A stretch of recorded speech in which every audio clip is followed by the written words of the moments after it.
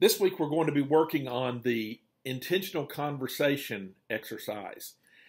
Jesus said the greatest commandment was to love God, and the second greatest commandment was to love your neighbor. Well, really, what he means is love people, because Jesus made it clear that everyone is our neighbor, even people normally assigned to categories of enemy.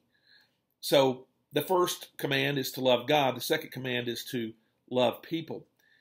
This exercise is designed to help us work on that second greatest command by honoring people with our full attention, with our kind words, and with our thoughtful questions. Over the next 2 weeks, what I want you to do is be intentional about having conversation with people in 4 different categories. The first category of people is that of service providers. We have interaction with service providers pretty regularly. Sometimes we go through transactions and we interact with them, and it's as though they're invisible to us. We don't even see that they're there. What I'm calling you to do is notice those people, pay attention to them, and honor them, value them, by locking in and being present with them. Pay attention to those people, whether it's a grocery store cashier, a flight attendant, whether it's a clerk at your car service department, whether it's a restaurant server, a dry cleaner's clerk, and other people that you may come in contact with. Give them your attention while you interact with them. See them, acknowledge them, converse with them. Now, let me give you an example of one thing that you might want to do, something that I've been doing for several years.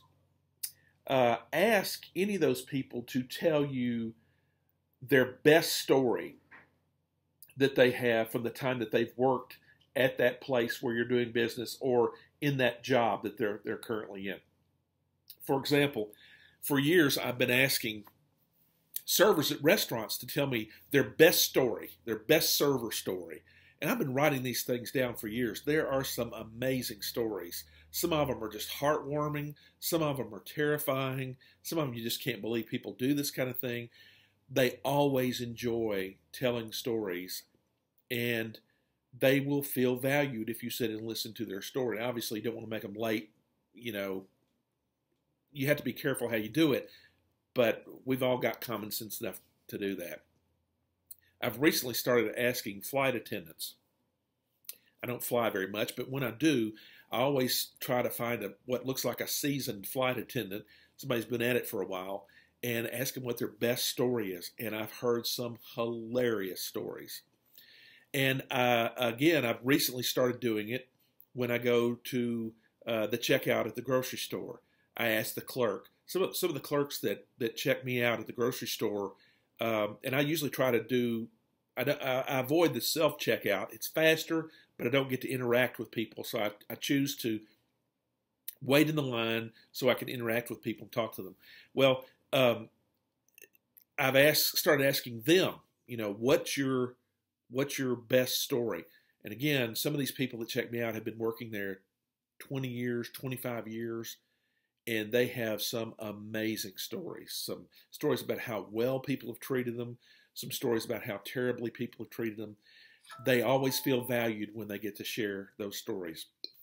Another thing that I've started doing, I read somewhere that tattooed people really enjoy telling you the story behind their tattoos. So if somebody has a pretty visible tattoo on their arm or something, I might ask a man or a woman who's serving me somewhere, hey, that's some nice art there. Can you tell me the story behind that? And I have heard some amazing stories about heart transplants and love lost and grandma and grandpa that people tell, and they always light up when they get to tell you the story behind their artwork, their tattoo. Now, note, these conversations are not meant to sell someone on Jesus or sell someone on our church. They are meant as opportunities for us to practice the values of God's kingdom in valuing people and honoring people, pure and simple. Now, you may have a relationship that develops over the course of months or years to where God naturally comes up. But that's not the purpose of this. The purpose of this is for us to value them. So category 1, service providers. Category 2, co-workers. Quick story. Once went to church with 2 men who worked together. One was a CEO, one was a young executive. And one day the young executive came into my office at church, sat down, and began to cry because the CEO, who he went to church with, would not acknowledge his presence at work. He would look at him, he wouldn't talk to him, he acted like he was invisible. And it just tore him up. And I wonder if you work with people who've become invisible to you. Stop and look at people. It's easy to just carry on your work rather than stopping and acknowledging people. But stop and look and value people. Who has become invisible to you?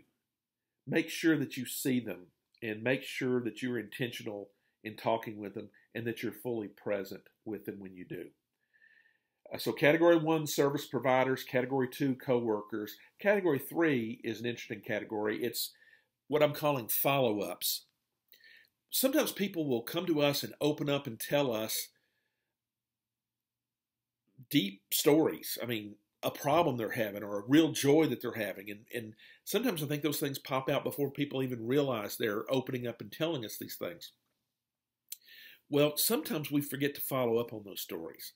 So who is it that has kind of opened up and told you good times, bad times, whatever, over the last few weeks, and you haven't followed up on those stories? This is a time for you to go back and say, hey, whatever happened to your grandmother?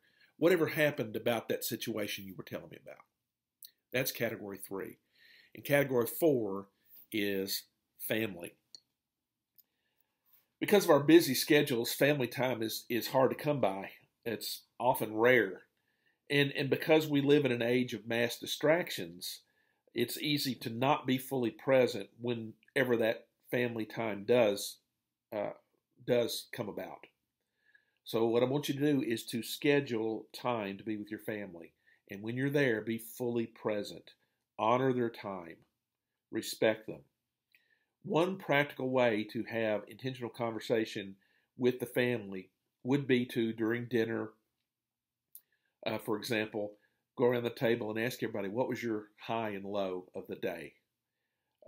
That may be a time to kind of get things, a way to kind of get things kick-started for the intentional conversation with family.